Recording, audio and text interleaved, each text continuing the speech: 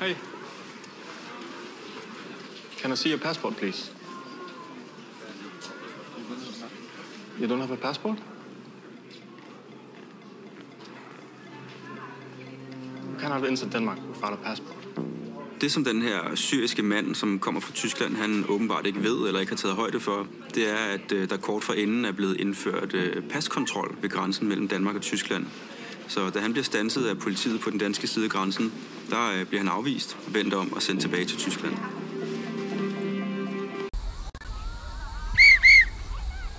Ja, kom så, drenge. Nu gør vi det sgu for helvede. Se at komme i gang. Kom så, drenge. Så er vi så klar. prøver vi lige igen. Ikke? Husk nu, vi spiller for sjov. Fokus. Jeg vil ikke se nogen hårde tackling. Noget voldsomt sprog fra. Vel? Kig op. Kig på læben. Vi skal have fair play, drenge, ikke? Vi skal have nogle passer, ikke? Vi skal have det sjovt. I kan jo godt. Snakker sammen. Kigger på hinanden. Vil du godt lade være med det der? Vi er der for hinanden. Kom så.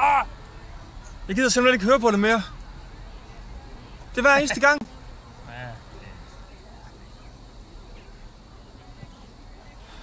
Ikke, drenge. Fair play. Husk det nu. Vi er her for at spille fodbold og have det sjovt. Ikke?